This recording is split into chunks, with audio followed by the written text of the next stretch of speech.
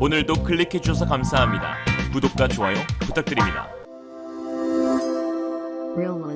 결국 중국이 침국했습니다. 당초 6월 3일로 알려진 중국의 세 번째 항공모함 진수식이 자체 결함으로 인해 무기한 연기되었는데요. 중국 해사국은 3일 세 번째 항모가 건조 중인 상하이 장난조선소 인근을 지나는 일반 선박을 대상으로 주의 통보를 내리지 않으면서 진수식 일정이 당분간 미뤄졌다고 밝혔습니다. 해사국은 지난 2017년 두 번째 항모인 산둥함이 진수되었을 때 조선소 인근 지역을 지나는 선박들에 주의하라는 공고를 낸 바 있었는데요. 사우차이나 모닝포스트는 전문가들을 인용해 새 항모의 후속 첨단 장비 설치와 그와 관련한 기술적 문제로 진수가 연기된 것으로 보고 있다고 전하였습니다. 전자기식 사출 장치, 즉 캐터펄트 방식을 갖출 것으로 예상된 중국의 세 번째 항모는 현재 중국 해군이 운용 중인 랴오닝함, 산둥함보다 기술이 앞선 차세대 항모라는 평가를 받고 있는데요. 캐터펄트 장착이라는 이슈 하나만으로 중국의 군함 건조 기술력이 미국과 맞먹는다는 식으로 비교되기도 했었습니다. 항공모함에는 함재기 동체에 가려 눈에 잘 띄진 않지만 사실 캐터펄트라고 불리는 장치의 유무가 작전 수행 능력에 결정적 차이를 가져오는 것으로 알려져 있는데요. 최근 각국에서 건조되고 있는 항모들은 전체 길이가 300m가 넘는 어마무시한 크기이지만 실제로 함재기 활주를 위해 사용되는 공간은 극히 제한적입니다. 갑판 위에서는 다른 함재기와 각종 전투장비, 인력들이 동시에 운영되기 때문인데요. 이런 좁은 곳에서 전투기가 많은 무장을 싣고 안전하게 이륙하려면 캐터펄트의 도움을 받아야 합니다. 물론 항공모함 선체에 스키점프대를 탑재해 함재기의 이륙을 도울 수 있지만 이 방식은 함재기가 가진 엔진의 힘만으로 이륙해야 하기에 안정성과 무장 탑재량에서 많은 손해를 가져오죠. 캐터펄트를 통해 이륙하는 함재기들이 더 많은 연료나 무장을 탑재할 수 있고 또 단위 시간당 출격 횟수, 쏘티를 크게 늘릴 수 있는데요. 전자기식 캐터펄트를 장착한 미국의 항공모함 한 개의 전단이 중국 해군의 40%를 커버할 수 있다는 비밀이 바로 여기에 있습니다. 항공모함의 공격력은 대부분 함재기에서 비롯되기에 함재기를 탑재하지 않은 항공모함은 오히려 항모로서의 기능과 역할을 제대로 수행하지 못하는 그저 수조 원짜리 표적함으로 전락하게 되는데요. 최신 캐터펄트 기종은 대략 90m의 길이가 주어지면 36톤짜리의 무거운 전투기를 이륙시킬 수 있습니다. 완전히 멈춰있는 함재기를 단 몇 초 만에 시속 260km로 가속해 이륙이 가능하도록 만드는 것인데요. 중국이 미국을 넘는 세계 패권국이 되기 위해서는 무엇보다 해상 영향력을 키워야 하고 이에 캐터펄트를 장착한 항모 운용국 대열에 합류하는 것이 필수적인 상황입니다. 중국은 구소련에서 미완성 상태로 도입해 개조를 거친 뒤 운영 중인 랴오닝함과 자체 개발에 성공한 산둥함이 있지만 캐터펄트 방식이 아닌 스키점프대를 사용하고 있어 함재기의 이륙 시 엔진 출력에만 의존하고 있는데요. 그런데 문제는 중국 함재기들은 하나같이 전부 엔진에 치명적인 문제가 있다는 것입니다. 중량 대비 현저히 낮은 출력 문제를 겪고 있는 중국의 젠15는 무장은커녕 연료만 넣고 다니기도 벅찬 상태라 사실상 함재기로서의 의미가 퇴색된 상태입니다.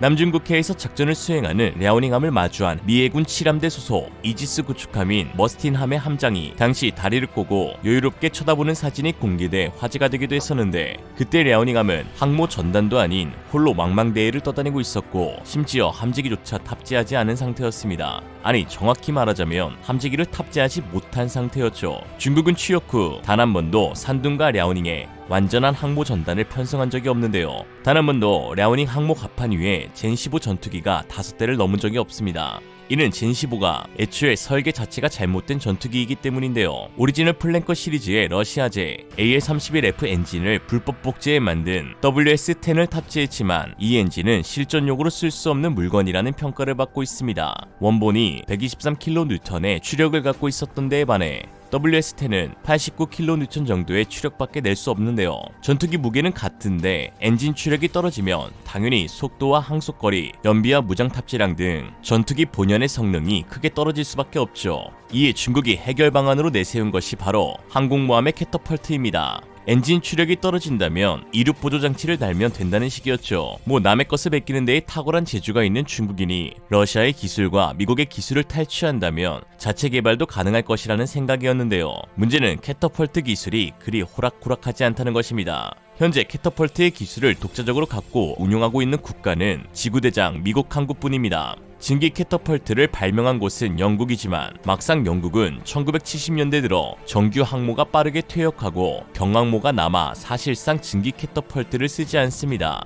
프랑스도 캐터펄트 자국화는 이뤄내지 못하고 미국산 캐터펄트를 수입해 샤를드골에 탑재한 것뿐이죠. 구소련도 쿠즈네 초포급 항모에 캐터펄트 이함을 원했지만 막상 기술력 문제에 봉착하여 스키 점프대로 마무리하고 맙니다. 즉 현재 독자적인 기술력을 보유하고 있고 현재도 운용 중이며 앞으로도 개발이 가능한 곳은 미국이 유일한 상황이죠. 거기에 겁없이 도전장을 내민 중국은 사출기 검증이고 뭐고 벌써 망할 조짐이 보이고 있는데요. 중국 해군 출신이자 미국으로 망명한 장진청 교수는 최근 언론과의 인터뷰에서 충격적인 사실을 폭로했는데 그는 중국의 세 번째 항공모함이 가진 치명적인 결함의 근본적 원인은 다름 아닌 중국산 부품을 사용했다는 것이라고 하였습니다. 중국에서 만든 군함에 중국산을 써서 문제가 됐다는 웃지 못할 아이러니인데요. 이는 중국의 세 번째 항공모함이 2017년부터 상하이 창칭섬에 위치한 장난조선소에서 건조 중에 있었는데 최근 상하이에 장난 아니게 코로나19가 확산되면서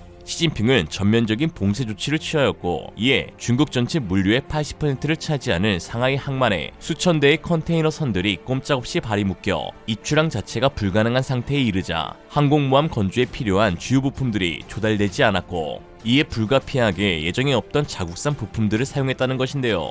원천 기술을 보유하고 있지 않은 중국은 당연히 많은 부분에서 결함을 드러내고 있습니다. 군사 전문가들은 우여곡절 끝 중국이 세 번째 항모를 진수해도 항해 시험, 무장 레이더 장착, 훈련 등 과정을 거쳐 실전 능력을 얻는 데까지 수년이 걸릴 것으로 전망하고 있습니다. 중국의 국방 싱크탱크인 위안항 연구원이 저우천밍은 사우차이나 모닝포스트에 세 번째 항모가 초기 작전 능력 IOC를 확보하는데 상당한 시간이 소요될 것이라며 또 취역에 성공한다 해도 여전히 9세대 전투기인 젠15가 탑재돼 성능에 관한 많은 의문이 남을 것이라고 말했습니다. 캐나다에서 발행되는 군사 전문 매체인 하나디펜스 리뷰의 안드레이 창 편집장은 세 번째 항모가 완전한 전투 능력을 갖추는데 10년이 더 걸릴 것이라고 전망했죠. 지난 2012년에 취역한 중국의 첫 번째 항모인 랴오닝함도 IOC 확보에 7년이나 걸렸습니다. 또 랴오닝함과 산둥함은 작전을 온전히 수행하는 날보다 조선소에서 수리받는 날이 더 많은 지경인데요. 최근 해상 시험 기간 중 랴오닝호가 증기 폭발을 일으켜 일시적으로 항모의 전력 시스템이 정지된 사례도 있었습니다.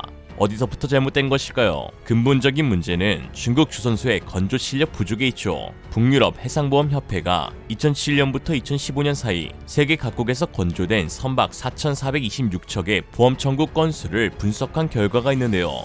전체의 42%가 중국에서 건조된 선박 문제로 청구된 것으로 조사되었습니다. 특히 기계적 결함으로 인한 보험 청구는 중국제가 13.7%에 달해 압도적 1위를 달성했죠. 그래도 뭐라도 1위 했으니 애썼다. 실제로 중국에서 염가에 호위함을 수입해갔던 태국은 취역 초기부터 온갖 문제에 시달리다가 결국 스웨덴 업체에 배를 새로 사는 수중의 비용을 따로 지불하고 하자 보수를 했던 사례도 있었습니다.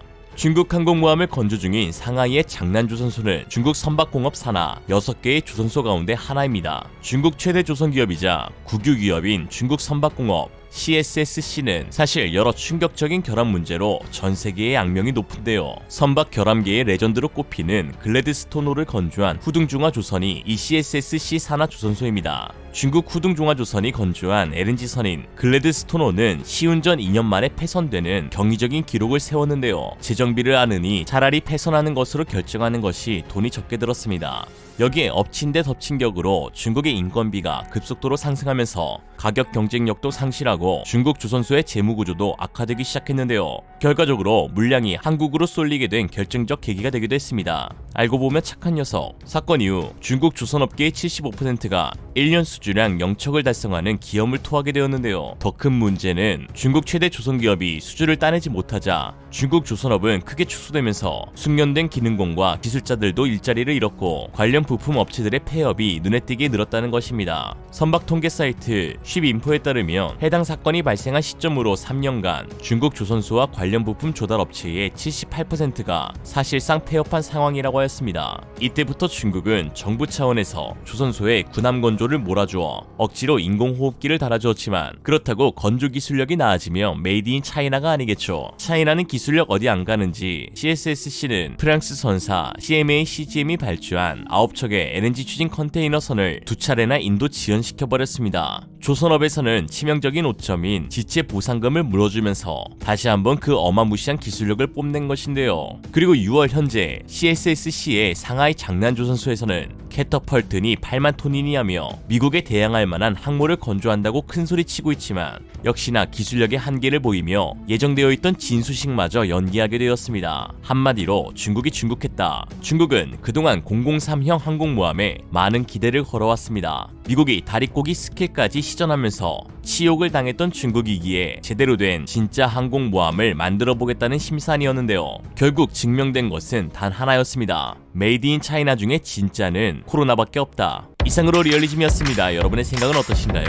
현명하고 지혜로운 여러분의 의견을 지금 댓글에 남겨주세요. 감사합니다.